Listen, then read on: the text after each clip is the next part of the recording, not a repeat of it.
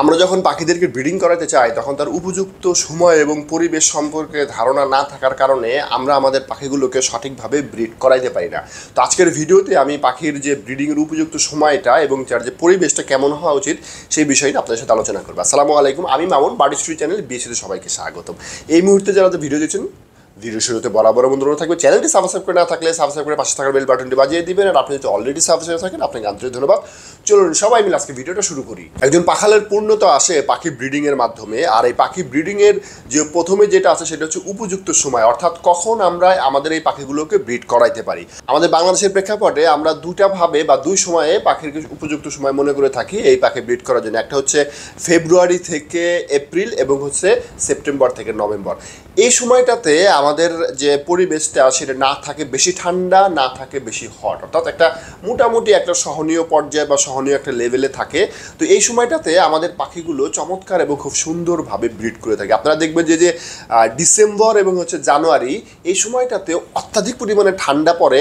আবার যে আপনার যদি এই যে এপ্রিল, মে, জুন, জুলাই এই সময়টাতে প্রচণ্ড পরিমাণের গরম পড়ে, তো এই সময়টাতেও কিন্তু পাখি ব্রিড করতে পারে না বা পাখি ব্রিডিংয়ে সমস্যা হয়ে যায়। তাই আমরা এই দুইটা সময়ে পাখিকে চমৎকারভাবে ব্রিড করাইতে পারি। এই সময়টাতে ডিম ফুটার জন্য একটা উপযুক্ত সময়। তবে আপনি যদি এই সময়টাকে কন্ট্রোল করতে পারেন, অর্থাৎ যে পাখির যে ব্রিডিংয়ের যে দৈর্ঘ্য, অর্থাৎ আলোর যে দৈর্ঘ্য এবং হচ্ছে ব্রিডিংয়ের যে তাপমাত্রা, অর্থাৎ যে আবহাওয়ার যে তাপমাত্রা বা টেম্পারেচার যেটা, এটা যদি আমরা সারা বছর মেনটেন করতে পারি তাহলে কিন্তু আমরা পাখিকে সারা বছর ব্রিড করাতে পারি। তবে একটা পাখি সারা বছর ব্রিড করাইলে তার জন্য খুবই একটা যন্ত্রণাদায়ক, পীড়াদায়ক এবং তার উপর এক ধরনের অত্যাচারের মতো হয়ে যায়। তাই এই দুই সময়ে যদি আমরা পাখিকে ব্রিড করাতে পারি তাহলে ইনশাল্লাহ আমাদের পাখিগুলো সুস্থ সবল থাকবে এবং আমরা সুন্দরভাবে পাখির বাচ্চা পাবো। ব্রিডিংয়ের উপযুক্ত সময় এবং পরিবেশের পয়েন্টে 2 নম্বর যেটা আছে সেটা হচ্ছে আলোর দৈর্ঘ্য। অর্থাৎ আমরা যখন নাকি পাখিকে ব্রিড করাবো তখন তার একটু আলোটা দৈর্ঘ্য করে দেওয়া লাগে, তার দিনের বেলা একটু লম্বা করে দেওয়া লাগে। কেন দেওয়া লাগে? কারণ এই সময়টা সে বিভিন্ন রকমের অ্যাক্টিভিটি করে, সে মিটিং করে,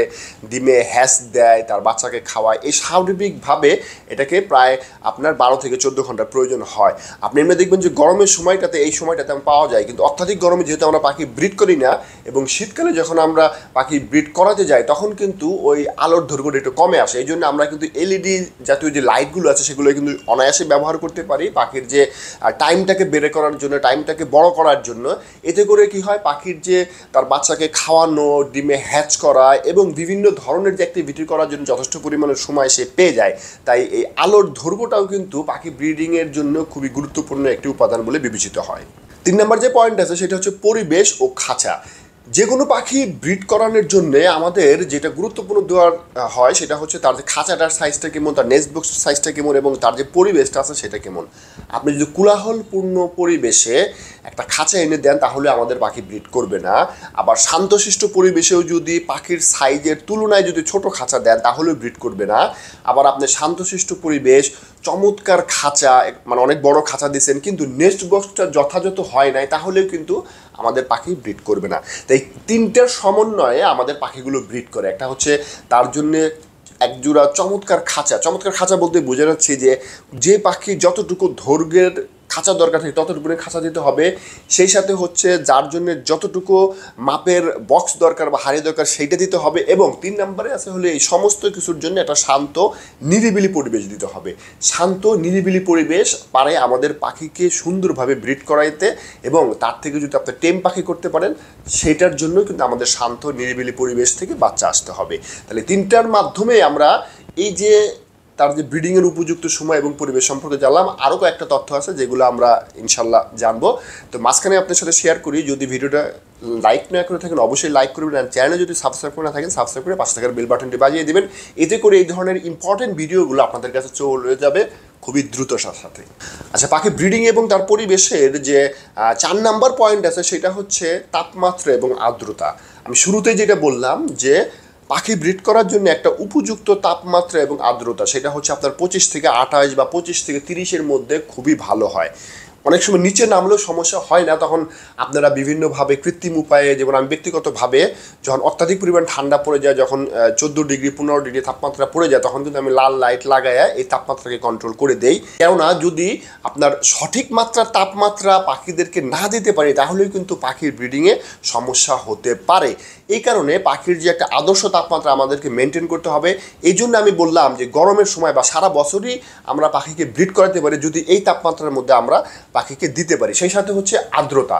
আর্দ্রতা পাখির ডিম ফোটার জন্যে একেবারে যতগুলো আপনার মানে কারণ আছে তার মধ্যে প্রধান কারণ এই আর্দ্রতার হেরফের হওয়ার কারণেই দেখবেন যে অনেকেরই পাখির বাচ্চাগুলো ডিমের মধ্যে মারা যায়, অর্থাৎ এগ আপনার শেল যে আছে অর্থাৎ এগের মধ্যে ডিমের বাচ্চাগুলো মারা যায়। আর এই জন্যে আর্দ্রতা পাখির জন্য খুবই গুরুত্বপূর্ণ। এই আর্দ্রতা যদি অতিরিক্ত হয় তাহলেও কিন্তু পাখির ডিম ফুটে না, আবার যদি বেশি হয়ে যায় তাহলেও কিন্তু পাখির ডিম ফুটে না। তাই এই আর্দ্রতার সঠিকভাবে মেনটেন করার মাধ্যমে আমাদের পাখিগুলোকে আমরা কি করতে পারি, ডিম বাচ্চা করতে পারি। আর এই আর্দ্রতা হচ্ছে ধরেন 50 থেকে যে 70 যে ডিগ্রি যে অর্থাৎ 50 থেকে 70% যে আর্দ্রতা আছে এইটা পাখির ডিমের জন্য বা পাখির বাচ্চা ওঠার জন্য একটা আদর্শ বলে ধরা নেওয়া হয়।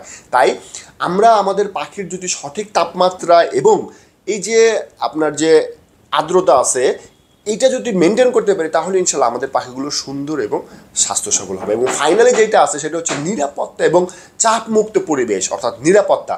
যে কোনো পাখিকে আপনি যদি ব্রিড করায় যান তার জায়গাটাকে নিরাপত্তার ব্যবস্থা করতে হবে, অর্থাৎ যে কেউ যখন তখন আইসা পাখিকে বিরক্ত করবে, বাহিরের যে আপনার আবর্জনাগুলো এসে বিরক্ত করবে, অর্থাৎ আপনার যে বিভিন্ন ধরনের যে ধোঁয়া, শব্দ, হ্যাঁ, পাখি, বিড়াল, কুকুর, ইঁদুর, টিকটিকি, তেলাপোকা, এগুলো কিন্তু পাখির ব্রিডিংয়ের মধ্যে আপনার কী করে বাম হাত ঢুকায় দেয়, অর্থাৎ হ্যাম্পার করে দেয়। তাই এগুলোকে মুক্ত রেখে নিরাপদ পরিবেশ রাখতে হবে পাখির ব্রিড করানোর জন্য। সেই সাথে হচ্ছে স্ট্রেস মুক্ত রাখতে হবে পাখিকে।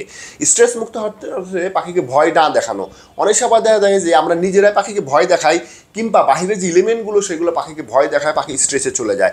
এছাড়া পাখির খাবার কম দেওয়া, অর্থাৎ পাখিকে যে আপনি সঠিকভাবে খাবার দিচ্ছেন না কিংবা যতটুকু পরিমাণ তার জায়গা দরকার ততটুকু পরিমাণ জায়গা আমরা দিচ্ছি না, কিংবা যেভাবে পরিষ্কার পরিচ্ছন্ন রাখার দরকার সেটাও কিন্তু আমরা পাখিকে দিতে পারতেছি না, ফলশ্রুতিতে পাখি স্ট্রেসে চলে যায়। এই স্ট্রেসে যাওয়ার কারণেও কিন্তু আমাদের পাখিগুলো সঠিকভাবে ব্রিড করে না। তাই সঠিকভাবে ব্রিড করার জন্য আমাদের পাখিকে নিরাপত্তা এবং পাখি যদি স্ট্রেসে না থাকে তাহলে আমাদেরকে কী করতে হবে, ব্যবস্থা রাখতে হবে। এই যে আমি 5টা আপনার পয়েন্ট আলোচনা করলাম, অর্থাৎ আমাদের পাখি ব্রিডিংয়ের উপযুক্ত সময় এবং পরিবেশ রিলেটেড যে 5টা তথ্য আলোচনা করলাম, এই তথ্যগুলো যদি আমরা একটু ধ্যানে রাখি, আমরা যদি একটু নজরে দেই তাহলেই কিন্তু আমাদের পাখি থেকে আমরা সঠিক এবং সুন্দরভাবে ব্রিড করে থাকি। এতক্ষণ ভিডিও দেখার জন্য আন্তরিক ধন্যবাদ। আশা করি ভিডিও ভালো লাগছে, লাইক করবেন, শেয়ার করবেন, চ্যানেল নতুন হয়ে থাকলে সাবস্ক্রাইব করে পাশে থাকলে বেল বাটনটি বাজিয়ে দিবেন। আর সোশ্যাল মিডিয়ায় জয়েন না করে থাকলে ডেসক্রিপশনে লিঙ্ক দেওয়া আছে, এখন জয়েন করে নিন। দেখা হচ্ছে নতুন আর একটা ভিডিও নিয়ে। ততক্ষণ পর্যন্ত আমাদের সবার পাখি ভালো থাকুক এই দোয়ায়। টাটা, আসসালামু আলাইকুম।